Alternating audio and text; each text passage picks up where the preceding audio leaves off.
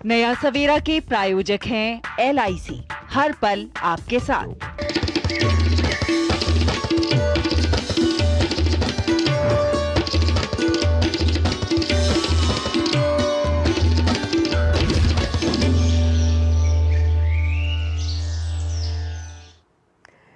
कहते हैं कि जब सपनों के खेत में आप मेहनत का हल चलाएंगे तो आपका व्यक्तित्व किस तरह से निखार के साथ आगे आएगा और इसका फल भी आपको भविष्य में मिलेगा अच्छी फसल के रूप में, ये आप देखेंगे। नमस्कार, आप देख रहे हैं हमारा मॉर्निंग प्राइम टाइम शो नया सवेरा। मैं हूं आंचल गुलाटी और हम हाजिर हैं नए तेवर और नए कलेवर को लेकर नया सवेरा के इस बेहद खास अंक में, जहां अगले 1 घंटे में हम जानेंगे देश और दुनिया से जुड़ी तमाम बड़ी खबरें। बात होगी फिल्म, साहित्य, संगीत और जीवन के संघर्षों से जुड़ी कुछ खास कहानियों को लेकर। लेकिन आइए सबसे पहले रुख करते हैं इस वक्त की सुर्खियों का।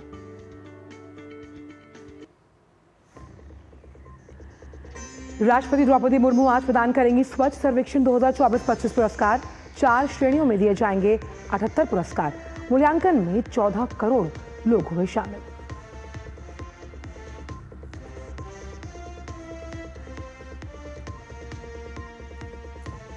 सहकार और रोजगार उत्सव नाम से जयपुर में आज सहकारिता सम्मेलन। केंद्रीय मंत्री अमित शाह करेंगे उद्घाटन। ग्रामीण अर्थव्यवस्था को मजबूत करने पर रहेगा जोर।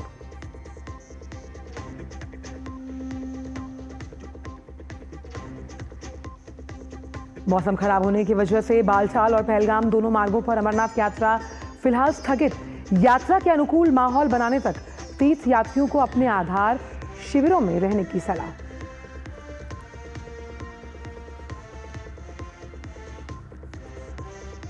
अंतर्राष्ट्रीय खबरों में इजराइल का सीरियाई सैन्य ठिकानों पर हवाई हमला। अमेरिका ने कहा दोनों पक्ष संघर्ष समाप्त करने के लिए आगे बढ़ने पर सहमत। आज संयुक्त राष्ट्र सुरक्षा परिषद में होगी बात। और खेल की खबरों में इंग्लैंड के खिलाफ वनडे सीरीज में भारतीय महिला टीम की जीत से शुरुआत। पहले मैच में 4 विकेट से दी शिकस्त। सीरीज में 1-0 की बढ़त।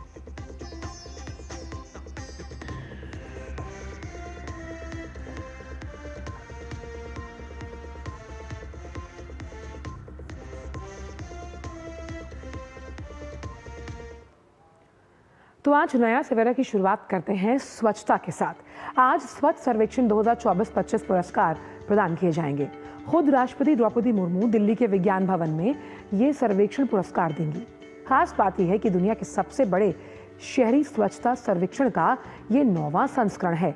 यह ऐतिहासिक आयोजन स्वच्छ भारत मिशन शहरी को आगे बढ़ाने वाले शहरों के कठिन प्रयासों को मान्यता देते हुए शहरी भारत के सबसे स्वच्छ शहरों को पुरस्कृत करेगा।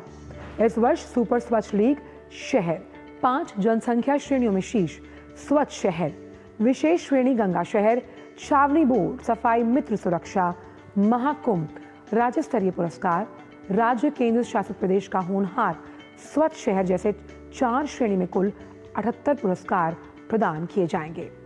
स्वच्छ सर्वेक्षण 2024-25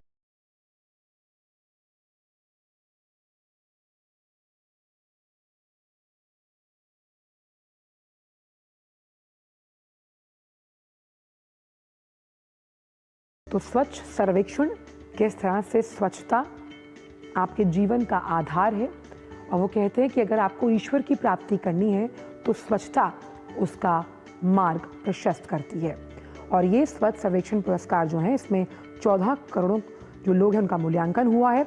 रिड्यूस, रीयूज, रिसाइकल यानी सस्टेनेबल डेवलपमेंटल गोल्स, सतत विकास के तमाम जो मानक हैं उनको पूरा करते हुए कैसे ये शहर जो हैं अपनी स्वच्छता को कायम करते हैं। और ख़ास तौर पर जिस तरह से ये सर्वेक्षण पुरस्कार बांटे जाते हैं उसमें जो तमाम अलग अलग राज्य हैं उनमें एक प्रतिस्पर्धा रहती है कि किस तरह के मॉडल्स को अपनाया जाए, किस तरह के मानक तय हों, क्या तरीकों को अपनाकर हम अपने शहर को और स्वच्छ बना सकते हैं और ये पुरस्कार हासिल कर सकते हैं। और ख़ास तौर पर इसमें जन भागीदारी सुनिश्चित करना और नैतिक जिम्मेदारी एक आम नागरिक की जो होती है उसका भी अहम रोल है।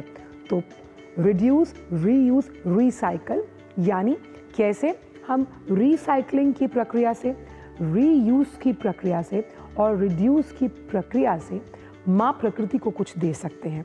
वो माँ प्रकृति जो हमें स्वच्छता का पाठ पढ़ाती है, और ऐसे में हमसे यही उम्मीद है कि आने वाली जो हमारी नस्लें हैं उन तक हम स्वच्छ हवा, साफ पीने का पानी कम से कम छोड़ कर जाएं। और ये स्कूली लेवल से शुरुआत की जा रही है कि कैसे बच्चों में स्वच्छता के इस आचरण को डाला जाए और आगे कैसे जिस एक स्वच्छ समाज की परिकल्पना हम करते हैं, क्योंकि किसी भी देश को अगर तमाम अलग अलग मानकों पर मापा जाता है, उसकी आर्थिक दृष्टि से, उसकी सामाजिक दृष्टि से, उसकी रणनीतिक दृष्टि से, उसकी सांस्कृतिक दृष्टि से वो कितना स्वच्छ है, ये भी मायने रखता है, क्योंकि वैश्विक पटल पर आपकी पहचान इसी से अंकित होती है। आप समझिए कि अगर कोई मेहमान आपके घर आए और आपका घर साफ है तो किस तरह का एक अच्छा इम्प्रेशन वो लेकर जाता है। कुछ ऐसा ही देश और तमाम इन राज्यों के साथ है। आप जैसे कि इंदौर लगातार बाजी मार रहा है, आप इंदौर जाइए, आपके मन में स्वेच्छा से भावना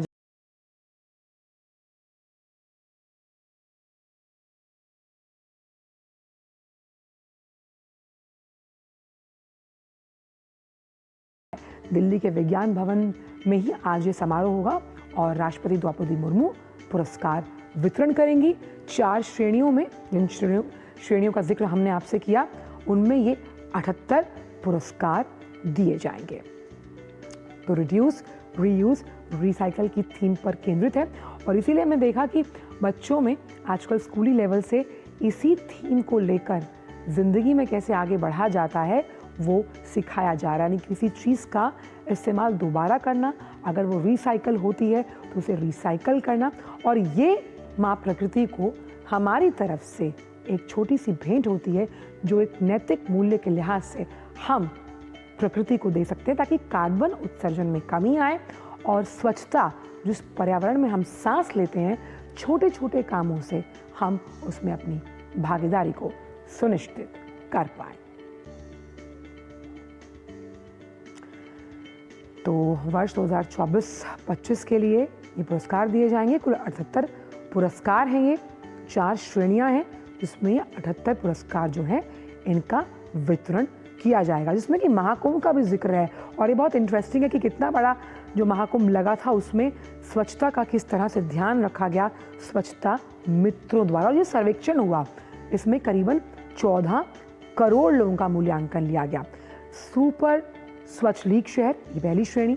5 जनसंख्या श्रेणियों में शीर्ष कौन सा स्वच्छ रहेगा शहर। वहीं 10 सुपरिभाषित मापदंडों के आधार पर आकलन किया गया। ये मूल्यांकन की प्रक्रिया रही और उपयोग किया गया दृष्टिकोण स्मार्ट और संरचित रहा। नागरिकों का फीडबैक, देखिए चेक्स एंड बैलेंसेस और फीडबैक बहुत ज़रूरी होता है इस तरह के सर्वेक्षण से जुड़े पुरस्कार के जरिए। सेवा स्तर प्रगति, ये तमाम वो मानक हैं, यानी कि किन मानकों के आधार पर इस स्वच्छ सर्वेक्षण पुरस्कार के आयोजन को अमली जामा पहनाया गया। नवाचार, यानी वो क्या तमाम नए प्रयोग किए गए कि स्वच्छता को एक अलग ही स्तर पर ले जाया जाए। सफाई मित्रों की सुरक्षा और उनकी भूमिका भी कितनी अहम है, उनका भी मूल्यांकन इस प्रक्रिया में जोड़ा गया। बढ़ते आगे और बात करते हैं अब सहकारिता की, जिसके क्षेत्र में आज महत्वपूर्ण दिन है। आज जयपुर के दादिया गांव में सहकारिता सम्मेलन होना है। इसे नाम क्या दिया गया? नाम दिया गया सहकार और रोजगार उत्सव। इस उत्सव में केंद्रीय सहकारिता मंत्री अमित शाह शामिल होंगे। इस कार्यक्रम के दौरान अमित शाह 8,000 से अधिक युवाओं को नियुक्ति पत्र सौंपेंगे। मुख्यमंत्री भजनलाल शर्मा भी कार्यक्रम में मौजूद रहेंगे। यह आयोजन अंतर्राष्ट्रीय सहकारिता वर्ष 2025 के उपलक्ष्य में किया जा रहा है। कार्यक्रम में सहकारिता के क्षेत्र में विभिन्न योजनाओं और ढांचागत सुविधाओं का लोकार्पण शुभारंभ किया जाएगा। अमित शाह विश्व की वृहत अन्न भंडारण योजना के तहत निर्मित 24 गोदामों और श्री अन्न के प्रोत्साहन के लिए 64 मिलेट्स आउटलेट्स का उद्घाटन करेंगे।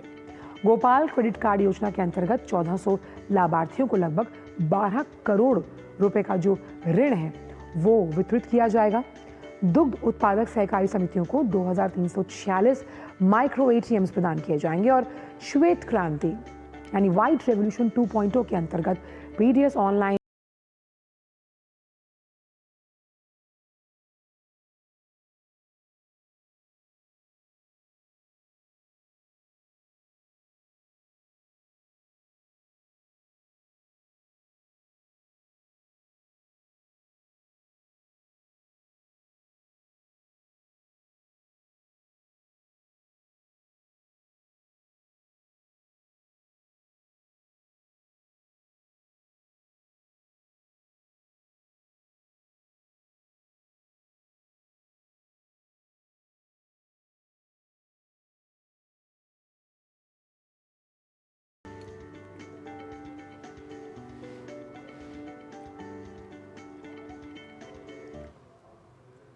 जिन्होंने हत्या को अंजाम दिया उनकी पहचान स्पष्ट रूप से हो चुकी है। एनआईए जांच कर रही है।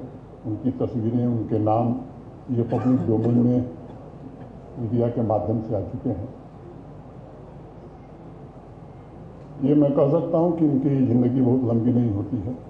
आज यहाँ से ये कहना, कब वो विजय जी खुशखबरी सुनेंगे वो तिथि बताना ठीक नहीं है, लेकिन मुझे लगता है कि पिछले 5 वर्षों में मैंने देखा है कि किसी भी तंजीम का बड़ा से बड़ा कमांडर बचा नहीं है।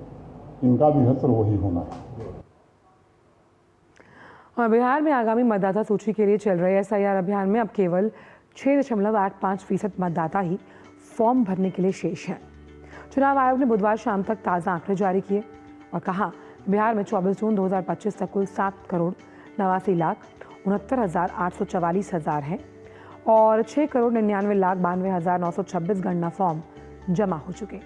ये कुल वोटर्स का 88% से ज़्यादा हिस्सा है और वहीं बुधवार तक 6,47,24,300 गणना फॉर्म अपलोड किए गए, जो कि कुल मतदाता के करीब 81.96% हैं। बिहार में 35,69,435 मतदाता अपने पते पर नहीं मिले। बिहार में अब तक मृत मतदाताओं की संख्या 12,55,620 है। वहीं स्थायी रूप से स्थानांतरित मतदाताओं की संख्या संभवतः 17,37,336 है। अब तक एक से अधिक स्थानों पर नामांकित मतदाताओं की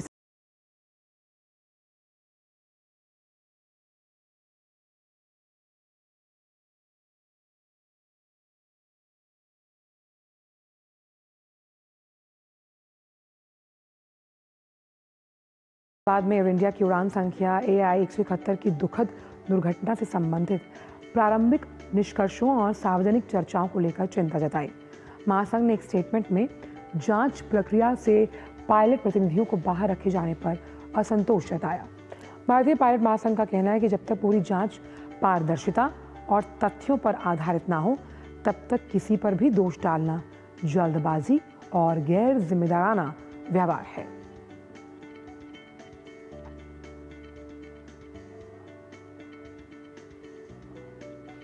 एयर इंडिया ने अपने सभी बोइंग 787-8 विमानों में फ्यूल कंट्रोल स्विच के लॉकिंग सिस्टम की जांच बुधवार को पूरी की और उसमें कोई समस्या नहीं पाई गई। ये जांच नागरिक उड्डयन महानिदेशालय द्वारा 14 जुलाई को जारी एक निर्देश के बाद की गई। एयर इंडिया ने बताया कि जांच के दौरान स्विच से संबंधित कोई मामला सामने नहीं आया। दरअसल एयर इंडिया ने निर्धारित रखरखाव कार्यक्रम के तहत अपने बेड़े में शामिल सभी बोइंग 787-8 विमानों में थ्रॉटल कंट्रोल मॉड्यूल बदला, जो कि ईंधन नियंत्रण स्विच TCM का एक एकीकृत भाग है। इसके अलावा एयर इंडिया ने पायलट्स को निरंतर सतर्कता के महत्व पर जोर दिया और चालक दल के सदस्यों से मौजूदा तकनीकी लॉग प्रक्रिया या कोरूसन सुरक्षा रिपोर्टिंग टूल के माध्यम से किसी भी विसंगति की तुरंत रिपोर्ट करने का आग्रह किया। एयर इंडिया ने परिचालन सुरक्षा के प्रति अपनी निरंतर प्रतिबद्धता के लिए अपनी उड़ान और इंजीनियरिंग टीम्स को भी उसकी सराहना की है। खबर हरियाणा से, जहां के रोहतक में भूकंप के झटके महसूस हुए। रिक्टर स्केल पर इसकी तीव्रता 3.3 मापी गई। भूकंप देर रात 12:46 पर आया। राष्ट्रीय भूकंप विज्ञान केंद्र के अनुसार 10 किलोमीटर की गहराई पर इसका केंद्र था। हालांकि इस भूकंप से किसी भी जानमाल के नुकसान की फिलहाल कोई सूचना नहीं। आपको बता दें कि इससे पहले 11 जुलाई को भी हरियाणा के झज्जर जिले में आए 3तेईस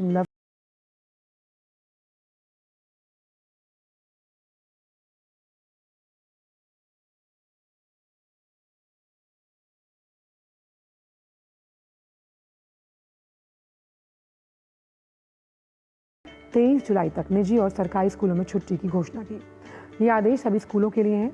मदरसा और संस्कृत बोर्ड के अंतर्गत संचालित शिक्षण संस्थान भी इस दौरान बंद रहेंगे। दरअसल शहर में शिव भक्तों के आने का सिलसिला जोर पकड़ने लगा। पुलिस प्रशासन अलर्ट मोड में है और प्रशासन ने यह फैसला यात्रा मार्ग पर सुरक्षा व्यवस्था और ट्रैफिक नियंत्रण को ध्यान में रखते हुए लिया।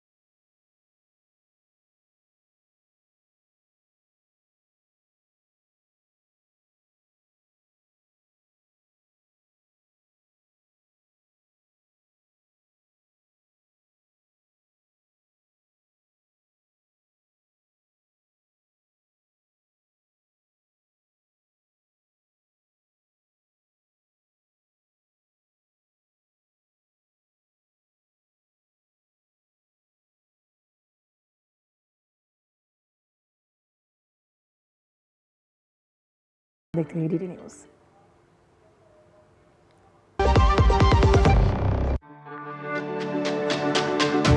मेरी पसंद, मेरी पसंद, मेरी पसंद, मेरी पसंद, हमारी पसंद। हम सबकी पसंद। मजबूत देश का मजबूत सरिया हो गया स्टील। टाइम पे खा लेना और प्लीज बाइक धीरे चलाना जी। और ये तुम्हारी सेफ्टी के लिए। अरे एक बात तो रह गई, LIC ये हमारी सेफ्टी के लिए। दिल की सुनो, LIC चुनो। LIC हर पल आपके साथ। जो लक्ष्य चुना था समझ आने लगा है। GLA यूनिवर्सिटी, उच्च लक्ष्य की निश्चित प्राप्ति।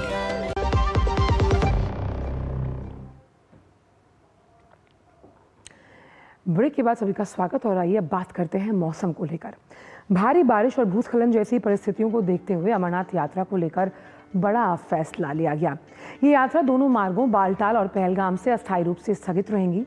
अधिकारियों ने तीर्थयात्रियों को सलाह दी कि वो मौसम में सुधार होने और मार्ग के यात्रा के लिए सुरक्षित हो जाने तक अपने अपने आधार शिविरों में रहें। अब श्रद्धालु मौसम अनुकूल होने पर ही यहां से रवाना किए जाएंगे।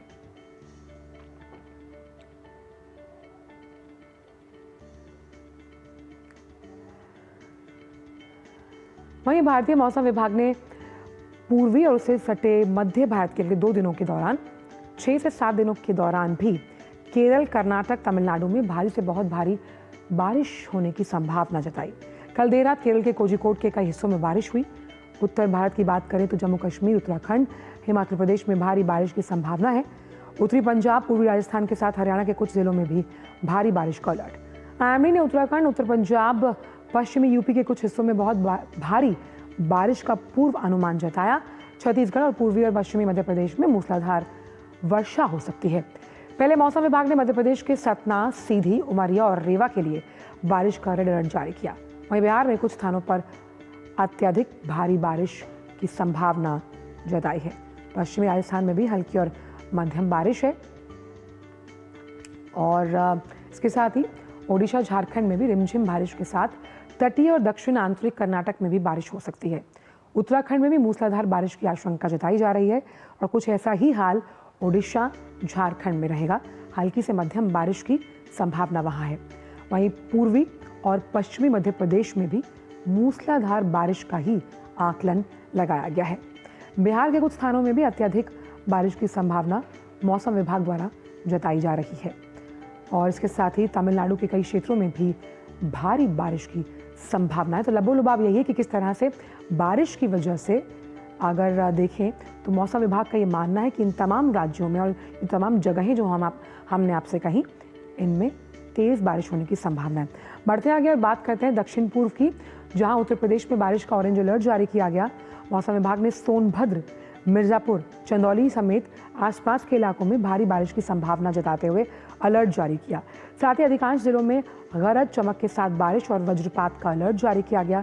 इसके अलावा बांधा, चित्रकूट, कौशाम्बी, प्रयागराज, प्रतापगढ़, वाराणसी, संत रविदास नगर, जौनपुर, गाजीपुर, आजमगढ़, मऊ, बलिया, देवरिया, गोरखपुर, संत कबीर नगर, कुशीनगर, लखीमपुर खीरी, उसके साथ साथ सुल्तानपुर, अंबेडकर नगर, रामपुर, बरेली, पीलीभीत, शाहजहांपुर और महोबा, इनके आसपास के तमाम जो क्षेत्र हैं वहां भारी वर्षा होने का अनुमान है।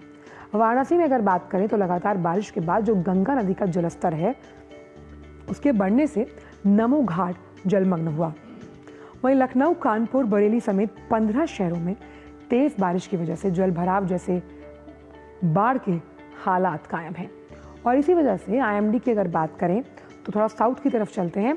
तेलंगाना के लिए येलो अलर्ट जारी किया गया। तेलंगाना के कई हिस्सों में हल्की से मध्यम बारिश होने की संभावना है और स्थिति ऐसी ही बनी रहेगी। तेलंगाना के कुछ इलाकों में भारी बारिश भी हो सकती है।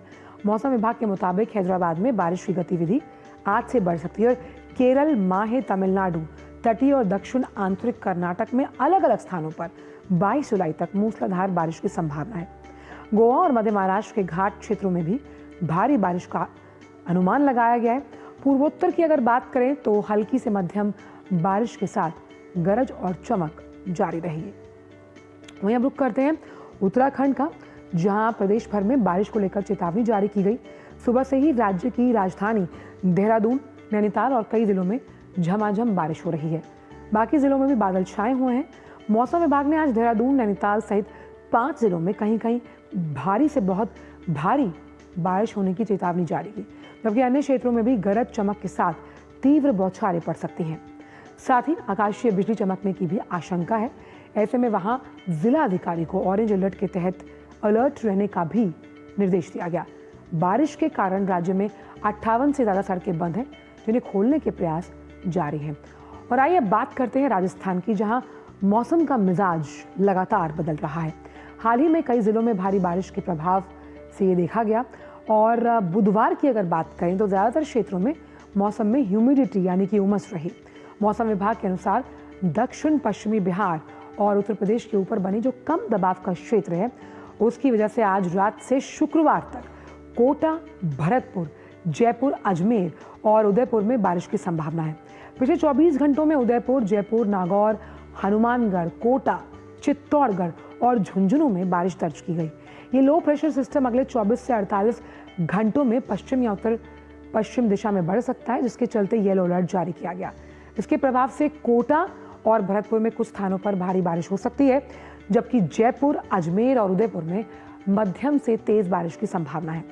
आपको ये भी बता दें कि राजस्थान में अब तक 108.9% ज्यादा बारिश हो चुकी है। और मौसम के इस हाल पर पूरे भारत का हमने आपको एक चित्रण दिया है, तो उसी लिहाज से 3 संवाददाता इस वक्त ग्राउंड जीरो पर मौजूद हैं। सुरेश दिलवालों की दिल्ली से, रेणु उत्तराखंड की राजधानी देहरादून से और महेश इस वक्त मौजूद हैं जयपुर से। सबसे पहले सुरेश, आपका रुख करते हैं। दिल्ली वालों के लिए लगातार राहत भरी खबर हम मान सकते हैं कि जिस तरह से बारिश की संभावना जताई जा रही है आज भी।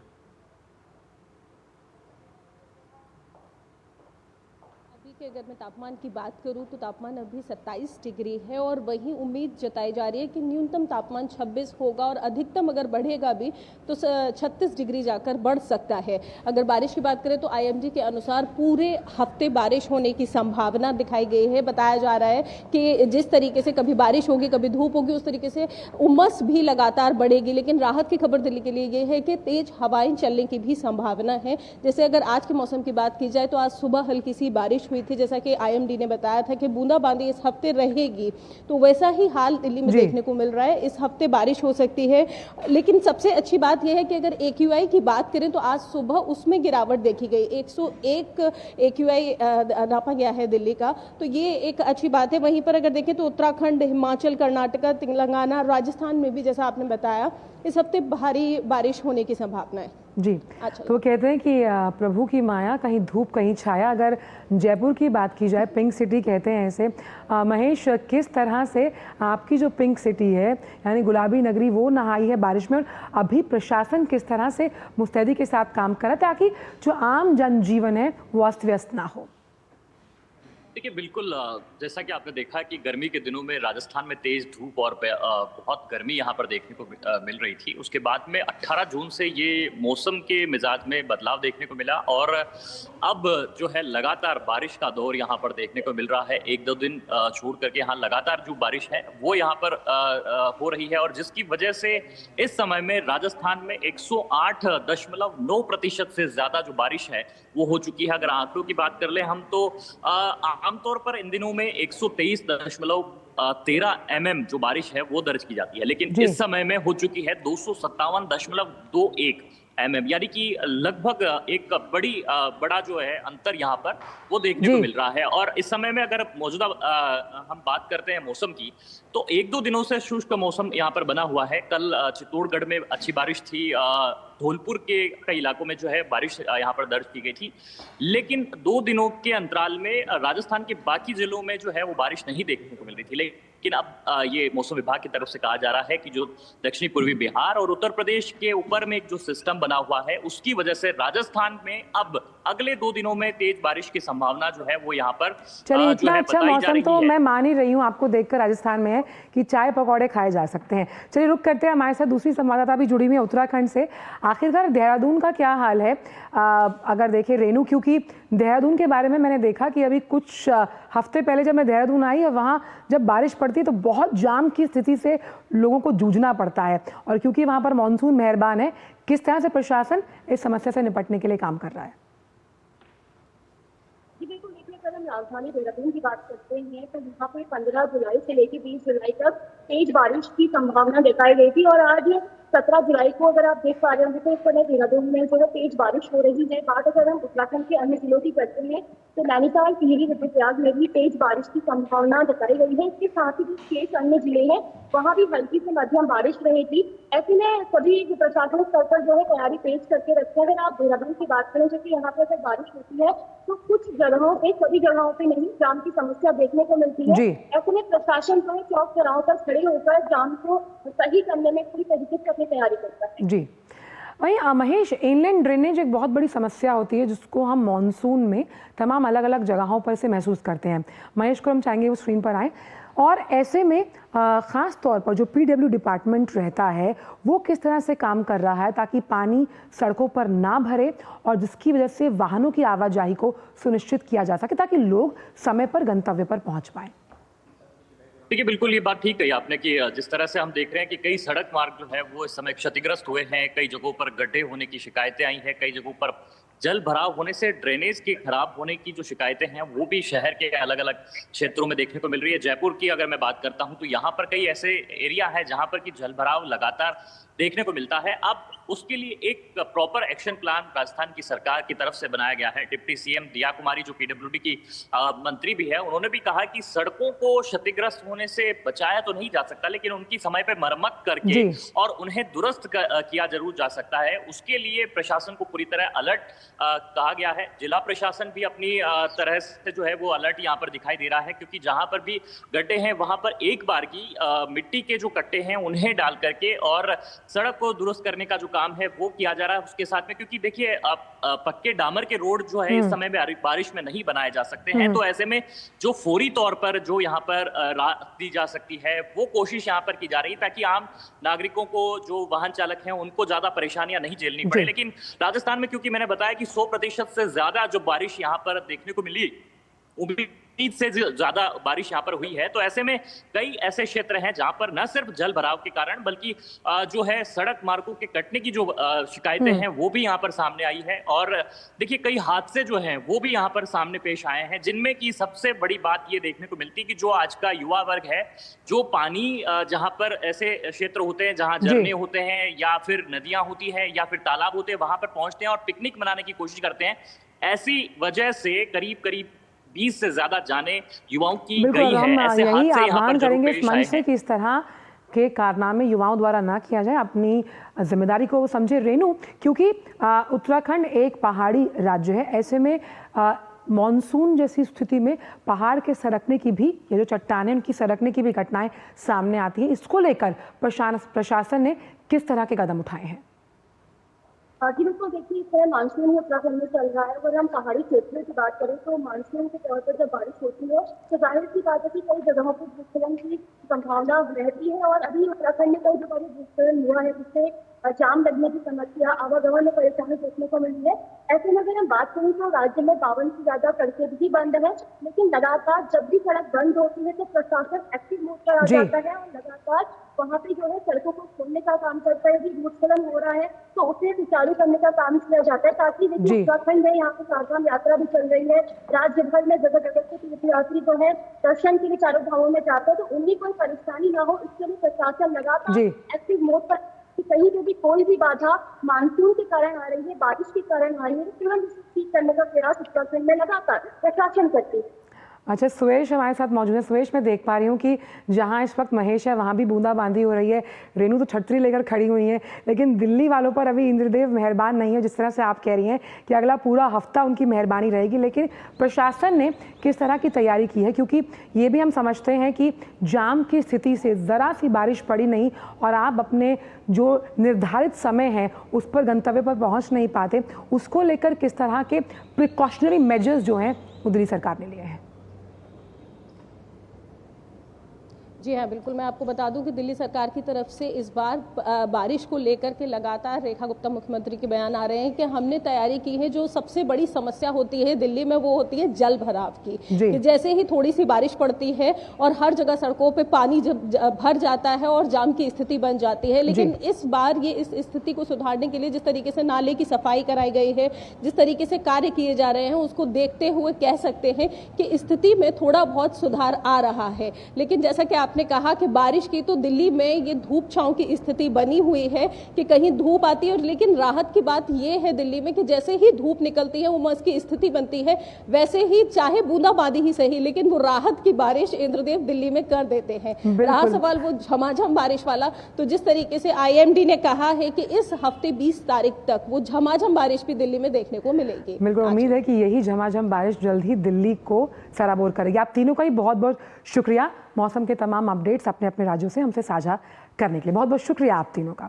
और फिलहाल वक्त छोटे से ब्रेक का, ब्रेक के उस पार बड़ी खबर आ रही है बिहार से, उसको भी करेंगे साझा। वक्त एक ब्रेक का।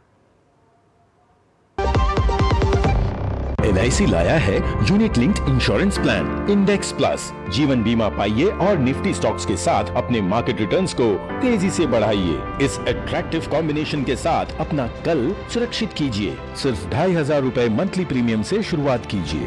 आज ही LICindia.in पर जाएं। जब धरती चीर कर निकलता है लोहे का पत्थर और मिलता है मोंगिया के जोश से, फिर तपता है, पिघलता है और बनता है फौलाद। अब होता है सरिया सारी खूबियों के साथ। मोंगिया स्टील, मजबूत देश का मजबूत सरिया। फिर ये डुगडुगी गई कहाँ? पापा के साथ साथ सारे सपने भी चले गए। अब तो बस अपने गैराज में बैठा लोगों की डुगडुगी ठीक करता रहता हूँ। और अपने बच्चों के सपनों के साथ ऐसा कुछ नहीं होने देना। वो कैसे? पहले से लाइफ इंश्योरेंस का टर्म प्लान ले रखा है। बड़े भैया, सपनों को रखो सुरक्षित टर्म प्लान के साथ। सबसे पहले लाइफ इंश्योरेंस।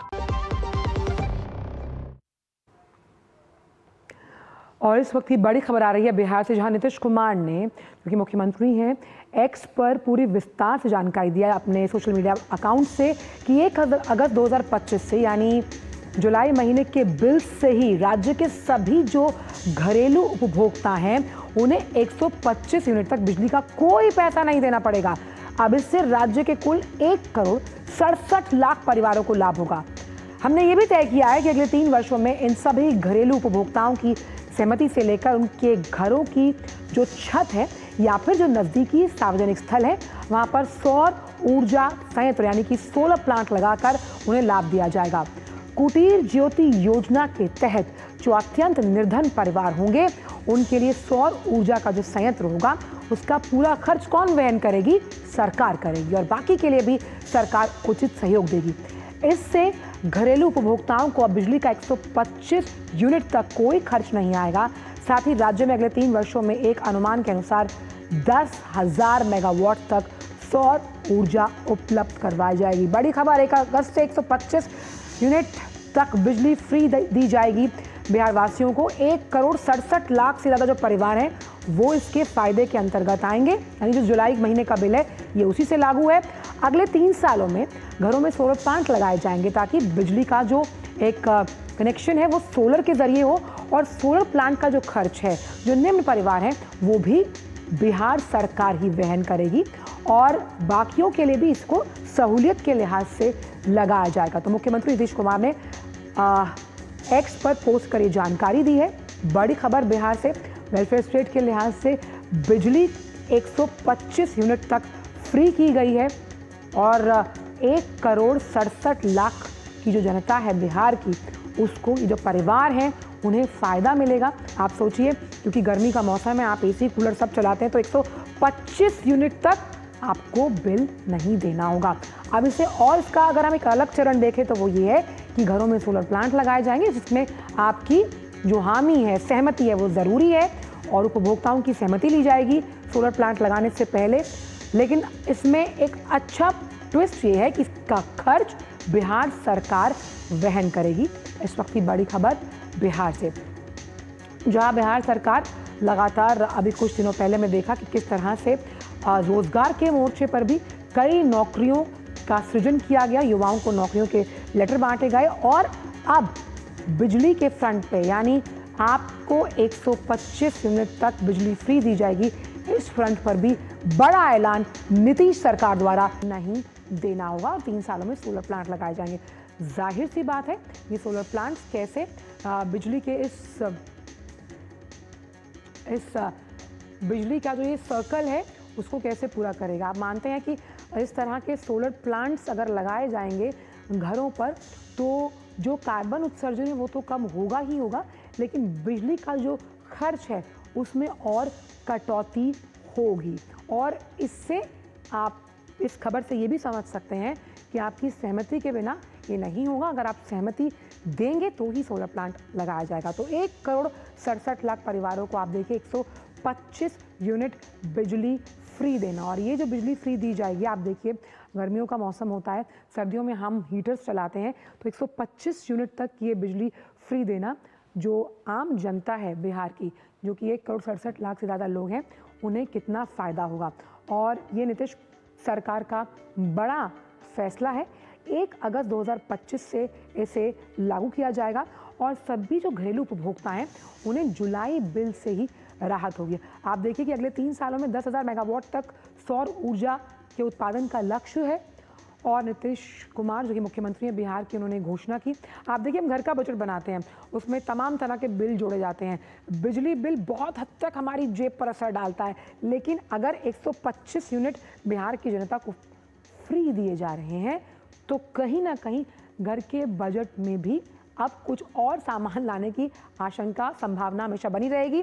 अगले 3 सालों में घरों में सोलर प्लांट लगाए जाएंगे और बिजली के बिल में कटौती होगी एक आम इंसान के लिए। तो सभी घरेलू उपभोक्ताओं के लिए 125 यूनिट फ्री 1 अगस्त 2025 से लागू हुआ है फैसला। मधुरेश इस वक्त जुड़ गए। मधुरेश, बड़ी खबर बिहार से आती हुई, जहां मुख्यमंत्री साहब नीतीश कुमार ने ये बड़ा ऐलान किया है कि अब आप तमाम जो बिहार की जनता है 1,67,00,000, अब आपको मुझे लगता है जुलाई का जो बिल है वो नहीं देना होगा, क्योंकि 125 यूनिट उसमें फ्री कर दिए गए। और ऐसे में घर का बजट अगर आप देखें तो कहीं ना कहीं और ऊपर बढ़ता हुआ, मतलब कम होता हुआ। देखिए आंचल, अभी मेरी जो साउथ पावर डिस्ट्रीब्यूशन जो कंपनी है उसके एक अधिकारी से बात हो रही थी। उन्होंने बताया कि अमूमन अगर एक मध्य वर्गीय परिवार की बात करें तो अगर उसके यहाँ 2 पंखे चलते हैं, 2 लाइट जलती है, इसके अलावा एक रेफ्रिजरेटर भी अगर वो यूज करता है तो बिजली बिल जो है, और अगर रेफ्रिजरेटर 5 स्टार है तो बिजली बिल जो है वो 1 से 125 यूनिट के आसपास में रहेगी। तो माना जाए तो ये एक बड़ा वर्ग है बिहार में, जो कि मध्य वर्गीय परिवार है, जो वेतन भोगी तबका जिसको हम लोग कहते हैं, ये बड़ा तबका है। और खास करके अगर मैं गांव की बात करूं तो गांव में तो कंप्लीट लगभग बिजली फ्री हो जाएगी, क्योंकि वहां पे ज्यादातर एसी नहीं लगाने पड़ते हैं, क्योंकि वहां तो मौसम ऑलरेडी इतना अच्छा होता है, तो एसी नहीं लगाने पड़ते हैं। तो लगभग मान के चलिए कि गांव का बिजली बिल पूरी तरीके से माफ हो गया है। इसके साथ ही शहर में जो मध्य वर्गीय परिवार है उसको एक बड़ी राहत मिले। हालांकि मैं आपको एक और बात बताऊं कि पहले भी बिहार गवर्नमेंट जो है वो बिजली बिल पे सब्सिडी देती थी। जिनका प्रीपेड मीटर था वो सब्सिडी उनके साथ में एडजस्ट हो जाती थी, और जहां भी प्रीपेड मीटर नहीं लगा हुआ है तो जब बिल आता था तो वो एडजस्ट होकर के ही बिल आता था। लेकिन ये 125 यूनिट जो है ये एक बड़ी सौगात है।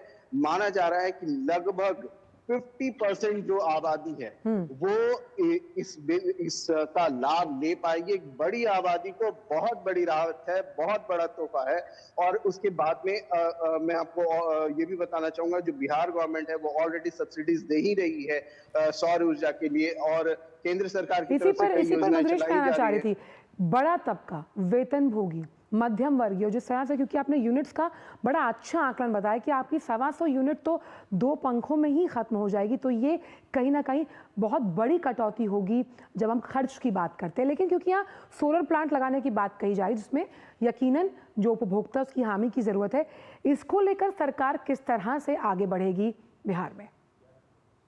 देखिए, अभी भी कई योजनाएं चलाई जा रही हैं और कई स्तरों पे काम हो रहा है। बाकायदा इसके लिए एक विभाग बनाया गया है। अगर कोई विलिंग पर्सन है जो अपने यहाँ चाहता है कि वो सोलर प्लांट अपने छत पे लगाए, अपने खेतों में लगाए या जहां पर कहीं भी लगाए, वो जाकर के उसको सिर्फ आवेदन करना है और बाकायदा उसके लिए एजेंसी चिन्हित की गई है। जो एजेंसी उस जगह पे जाती है, मॉनिटरिंग करती है और बताती है कि कितना बड़ा प्लांट लगाया जा सकता है, कितना उसमें खर्च आ सकता है और उसके according government subsidy, state government की सब्सिडी अलग है, केंद्र सरकार की सब्सिडी अलग।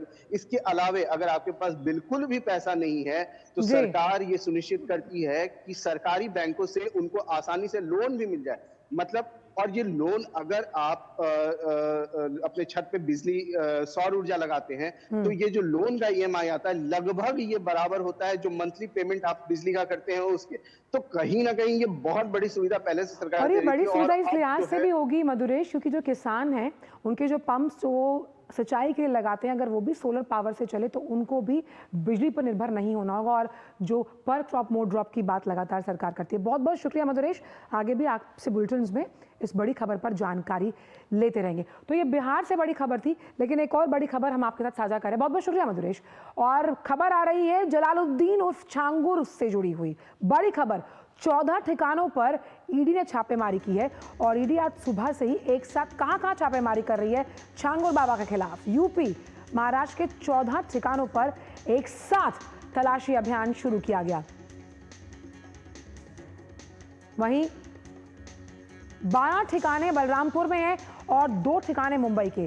ईडी ने 100 करोड़ के ट्रांजैक्शंस को लेकर छापेमारी की। बड़ी खबर, छांगुर बाबा के ऊपर जिस तरह से ईडी का शिकंजा कसता हुआ, तलाशी अभियान के साथ साथ ईडी इस वक्त जो है वो लगातार वेट कर रही है और जबरदस्ती धर्मांतरण को लेकर लगातार विवादों में है जलालुद्दीन यानी कि छांगुर बाबा। और ईडी मनी ट्रेल को ट्रेस करती हुई इस वक्त एक साथ सुबह 5 बजे से तलाशी अभियान शुरू किया और एक्शन में नजर आ रही है ईडी की टीम की मनी ट्रेल, यानी ये जो ट्रांजैक्शन का पूरी जो क्रोनोलॉजी है उसको समझ पाएं कि यूपी के बलरामपुर से इसके तार मुंबई तक कैसे जुड़े हुए हैं, इसीलिए छापेमारी हो रही है। रामेंद्र इस वक्त जुड़ रहे हैं। रामेंद्र, छांगुर बाबा पर लगातार ईडी का शिकंजा कसता हुआ।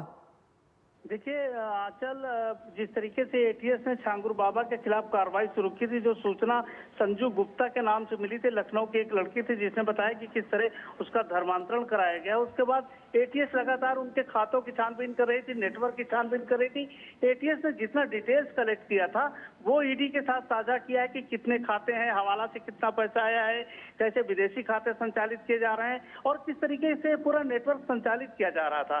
तो ईडी की निगाह 2 मुंबई के ठिकाने और 12 ठिकाने बलरामपुर के हैं, जहां पर ईडी ने छापेमारी की। सुबह 5 बजे से वरिष्ठ अधिकारियों की टीम ऑलरेडी छापेमारी कर रही है और ये सूचना है, जो सूत्र है वो बता रहे हैं कि कई कागजात जब्त किए गए हैं, कई हार्ड डिस्क जब्त की गई हैं कि जिनमें ट्रांजैक्शन का खर्चा, और ये सारी सूचनाएं एटीएस को नसरीन को गिरफ्तारी करने के बाद नसरीन ने जो सारी बातें बताई कि किस तरीके से ये पूरा चलाया जा रहा था नेटवर्क, तो नसरीन ने जो सूचनाएं दी हैं, जो डिटेल्स एटीएस को और मिला था वो उन्होंने ईडी के साथ साझा किया है, जिसके आधार पर आजकल कार्रवाई की जा रही है।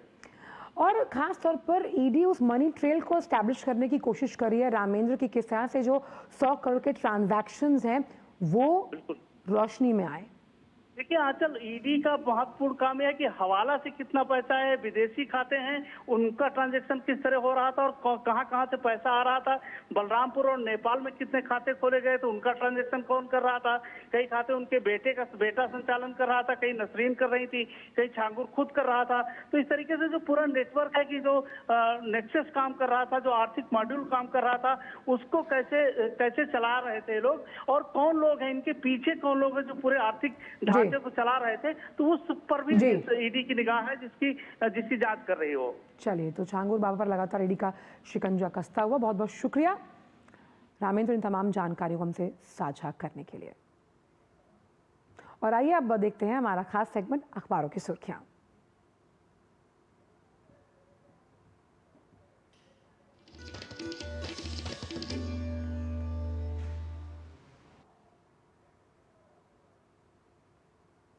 और अखबारों की सुर्खियों को लेकर हाजिर हैं हमारी सहयोगी संध्या शर्मा, इस वक्त स्टूडियो में मेरे साथ मौजूद हैं।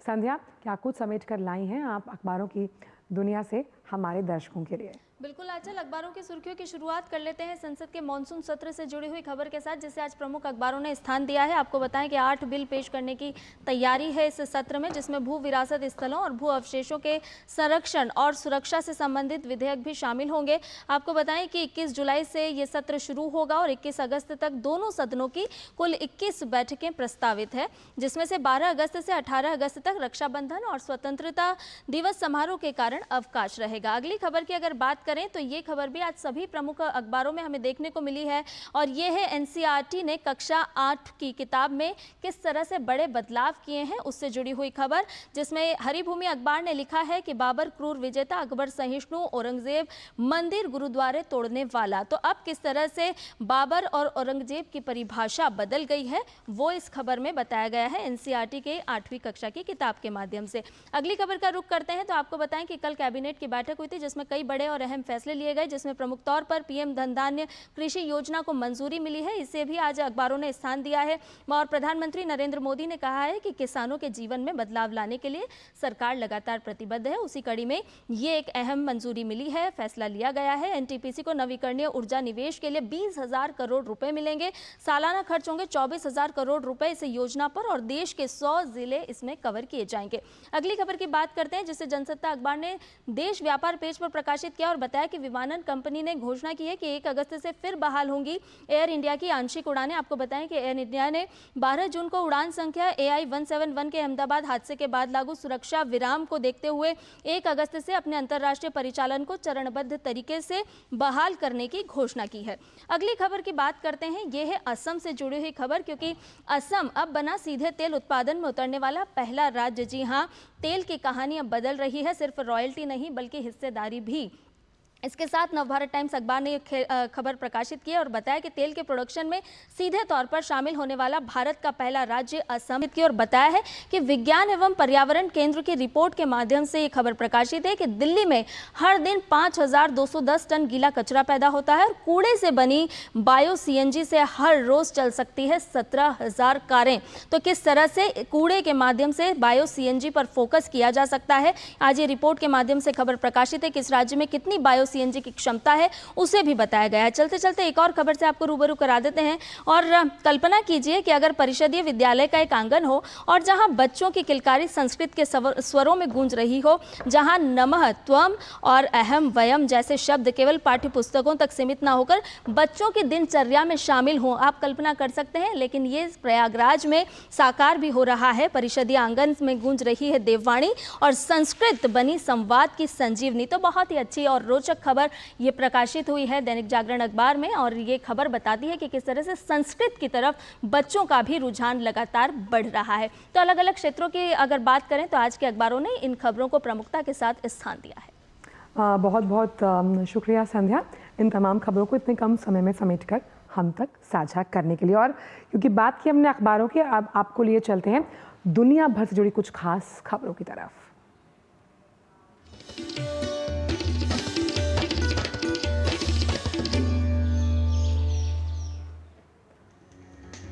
सीरिया सरकार और देश के प्रमुख धार्मिक अल्पसंख्यक समुदाय ड्रूज के नेताओं के बीच नए सिरे से संघर्ष विराम की घोषणा। ये कदम दक्षिण सीरिया में कई दिनों तक चले संघर्ष और इजरायल द्वारा दमिश्क पर किए गए हवाई हमलों के बाद उठाया गया। अमेरिका के विदेश मंत्री मार्को रूबियो ने कहा कि अमेरिका चाहता है कि इजरायल सीरिया की लड़ाई रुके, क्योंकि युद्ध विराम समझौते के कुछ ही घंटों बाद सीरिया सैनिकों और स्थानीय ड्रूज लड़ाकों के बीच झड़पें शुरू। अमेरिका के राष्ट्रपति ट्रंप ने कहा कि अमेरिकी टैरिफ के मुद्दे पर जापान को भेजे गए पत्र के अनुसार काम होगा। ट्रंप ने कहा कि वो जल्द ही अच्छे व्यापार समझौते की करेंगे घोषणा। इजरायली प्रधानमंत्री नेतन्याहू को तगड़ा राजनीतिक झटका। उनकी प्रमुख गठबंधन सहयोगी पार्टी शास ने सरकार से अलग होने की घोषणा कर दी। इस कदम के बाद नेतन्याहू की सरकार संसद में आई अल्पमत। अमेरिकी राष्ट्रपति ट्रंप ने किया दावा, चीन जल्द ही फेंटेनिल बनाने और बेचने वालों को मौत की सजा देना करेगा शुरू। ट्रंप ने कहा कि उन्होंने चीन से आने वाले सामान पर 20% टैरिफ लगाया, क्योंकि चीन इस घातक नशे की आपूर्ति में शामिल है। बांग्लादेश के गोपालगंज में कल हुई हिंसा में 4 लोग मारे गए। ये घटना छात्रों की अगुवाई वाली नेशनल सिटीजन पार्टी की रैली के दौरान हुई। गोपालगंज में पूर्व प्रधानमंत्री शेख हसीना के सैकड़ों समर्थक पुलिस से भिड़े। अमेरिका के अलास्का राज्य के तट पर 7.3 तीव्रता का भूकंप आया, जिसके बाद सुनामी की चेतावनी जारी हुई। लोगों को पानी, समुद्र तट, बंदरगाहों और खाड़ियों से दूर रहने की सलाह दी गई।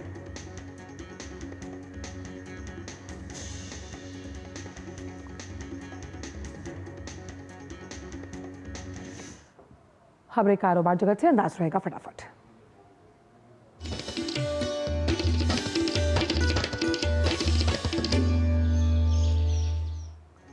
मध्य प्रदेश के मुख्यमंत्री डॉक्टर मोहन यादव ने स्पेन के उद्योगपतियों से मध्य प्रदेश में निवेश करने की अपील की। उन्होंने कहा कि मध्य प्रदेश पर्यटन, खनिज, आईटी, मेडिकल टूरिज्म, टेक्सटाइल, नवीकरणीय ऊर्जा, स्पोर्ट्स इंफ्रास्ट्रक्चर और फूड प्रोसेसिंग जैसे क्षेत्रों में निवेश की असीम संभावनाएं। आर्थिक मामलों की कैबिनेट समिति ने एनटीपीसी लिमिटेड को एनटीपीसी रिन्यूएबल एनर्जी लिमिटेड और उसके अन्य संयुक्त उद्यमियों सहायक कंपनियों में निवेश के लिए 20,000 करोड़ रुपए तक के खर्च के साथ रिन्यूएबल एनर्जी क्षमता स्थापित करने के लिए बिजली के बढ़े हुए आवंटन को मंजूरी दी। प्रधानमंत्री की अध्यक्षता में आर्थिक मामलों की कैबिनेट समिति ने एनएलसी इंडिया लिमिटेड को नवरत्न केंद्रीय सार्वजनिक क्षेत्र उद्यमों पर लागू मौजूदा निवेश दिशा निर्देशों से विशेष छूट कर दी मंजूरी। केंद्रीय कैबिनेट ने 36,000 योजनाओं को मिलाकर 24,000 करोड़ रुपए प्रतिवर्ष के खर्च वाली प्रधानमंत्री धन धान्य कृषि योजना को दी मंजूरी। पेट्रोलियम मंत्री हरदीप सिंह पुरी ने कहा कि ऊर्जा वार्ता 2025 भारत के एक्सप्लोरेशन एंड प्रोडक्शन सेक्टर को गति देने में महत्वपूर्ण भूमिका निभाएगा। भारत में अगले 3 वित्त वर्षों में थर्मल पावर उत्पादन क्षमता स्थापित करने के लिए निवेश पिछले 3 वित्त वर्षों की तुलना में दोगुना होकर 2.3 लाख करोड़ रुपए होगा। सामान्य से बेहतर मानसून के कारण महाराष्ट्र और कर्नाटक में गन्ने की खेती का रकबा बढ़ने की उम्मीद। प्रमुख चीनी उत्पादक राज्यों में बेहतर उपज की उम्मीदों के साथ इस वर्ष चीनी के उत्पादन में 15% के इजाफे का अनुमान। खबरें खेल जगत से स्पोर्ट्स ट्रैक में।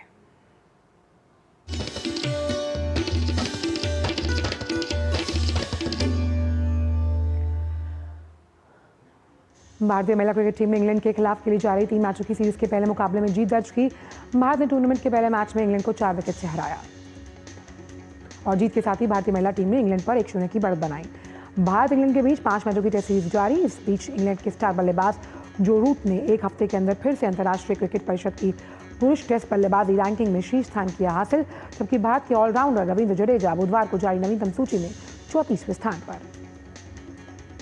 वेस्टइंडीज के ऑलराउंडर आंद्रे रसेल ने इंटरनेशनल क्रिकेट से लिया संन्यास। ऑस्ट्रेलिया के खिलाफ पहले 2 T20 मैचों के बाद अंतर्राष्ट्रीय क्रिकेट से लिया संन्यास। भारतीय grand master R Praggnanandhaa Las Vegas की फ्री स्टाइल शतरंज टूर्नामेंट में भारतीय दल की अगुवाई करेंगे। प्रज्ञानंदा को 16 खिलाड़ियों के इस टूर्नामेंट में मैग्नस कार्लसन के साथ एक ही ग्रुप में रखा गया। और नया सवेरे में बात मौसम की देखते हैं, क्या तापमान है आपके राज्य में।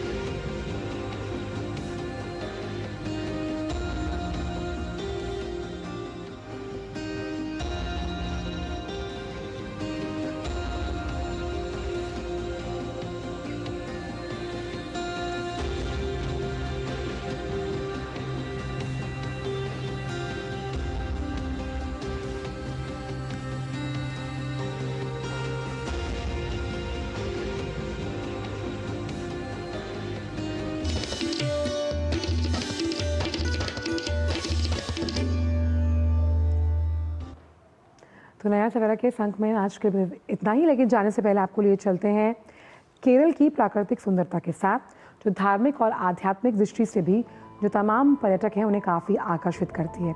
आप चाय की चुस्कियों के साथ लीजिए इन दृश्यों का आनंद। मुझे दीजिए इजाज़त। नमस्कार।